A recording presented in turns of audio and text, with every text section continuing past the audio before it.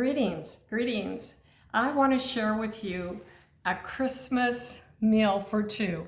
I have here, all finished, is some salmon that I simply cooked on the stovetop in olive oil. And then I made this glaze over here. Let me taste it. It's really good.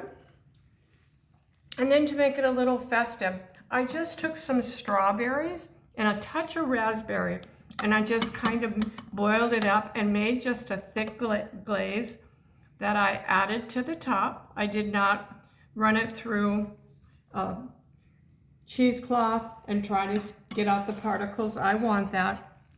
And the third thing that I made is quinoa. And I want to focus on that for a moment with you. I have learned to make quinoa, and I really, really like it. So, quinoa. I got this stuff at Costco, a bag of quinoa. The directions are on the back. Super simple. What's really good about quinoa is that it is a complete protein. So for those who are trying to get a complete protein and they don't want to have a steak or an egg, they can have quinoa. And I want to show you a way that I make it that I think is scrumptious. So I'm going to have the cameraman go with me in just a minute over to my stove. But before I go, one of the things I do is take some just basic dry roasted almonds. And I go ahead and I just chop them up. Now you can do it several ways. You could go ahead and take them one at a time, which sometimes I do, and cut them like that.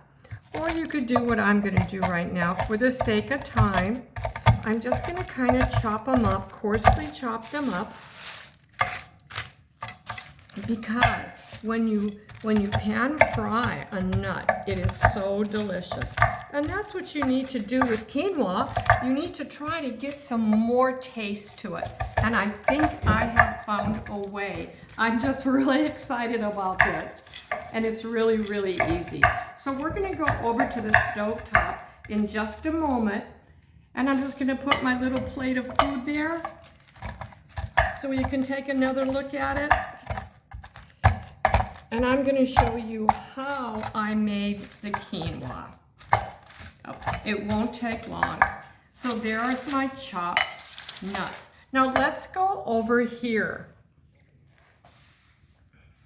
And I'm going to turn on my back burner, my cast iron.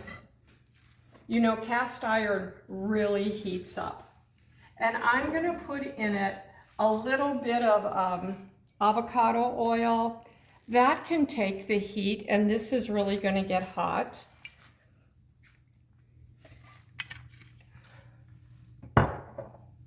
And I'm going to add just a little bit of olive oil. If I can get the cover off. Maybe the cover's off.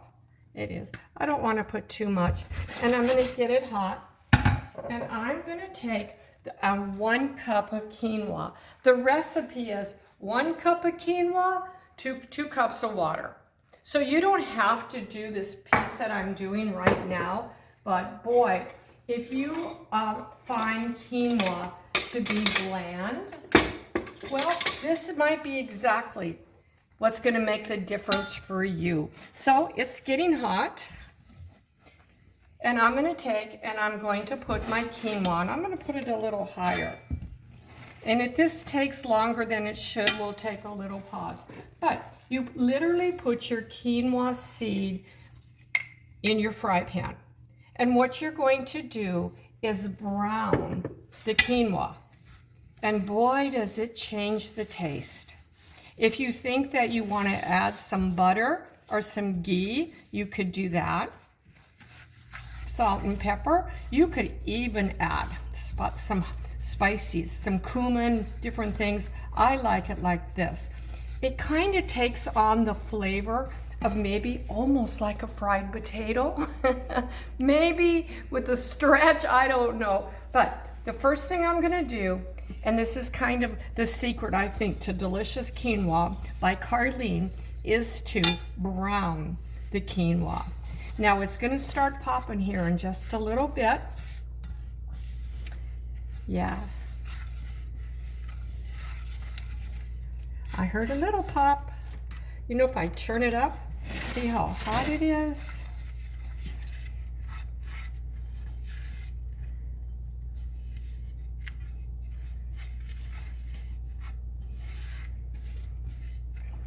And I'm just going to let that cook for just a second.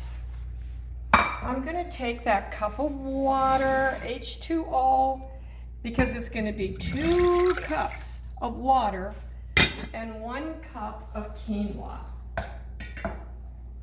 So, the more that you brown it, the better that it tastes. Can you hear it kind of snap and crackle and pop a little bit? They're like little tiny pieces of grain. Quinoa is a perfect protein. Oh, one just popped there. It's kind of, I don't know, it's kind of, what I did read about this when I started studying this is that the natives who worked with quinoa, this is the native way of making quinoa. The Southwest way maybe? But again, I eat quinoa because it's a complete protein. Here's another little side issue.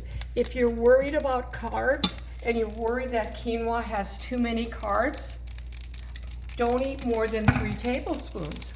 3 tablespoons fill me up. And I think it's actually absolutely remarkable that my husband likes this, but he does. Okay, so you can see it's popping a little bit. You could brown it more than you, and this is going to go into the water. So, here we go. Quinoa lovers, you've browned your quinoa. Wow. It is make a sizzling noise, and yes, it's messy. It really is. And I'm just gonna set this over here. I'll be right back. Forgive my mess. And now you're gonna take this to a boil. I think I'll put it here, use my little burner. And once it starts boiling, you bring it to a rapid boil. Let's see here, and then you pull it off the burner. You let it boil. You bring it to I'm not clear here. I'm sorry. You go ahead and bring it to a rapid boil, and then you turn it on low, and you set your timer for 15 minutes. Pull it off the heat and fluff it. Okay.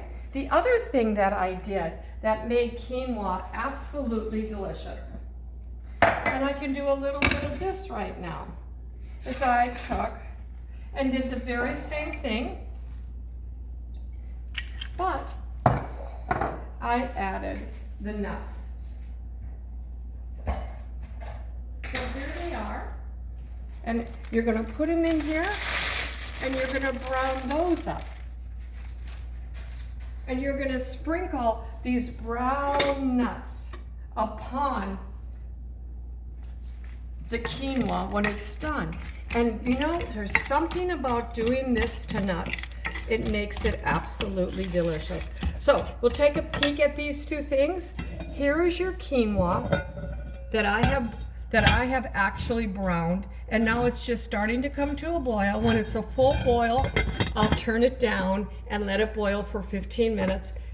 This I will keep an eye on and just let these saute and brown. But ta-da! This is what it looks like. Back to the beginning. I hope that was okay. Crunch, crunch, crunch. It's good. I hope you try it.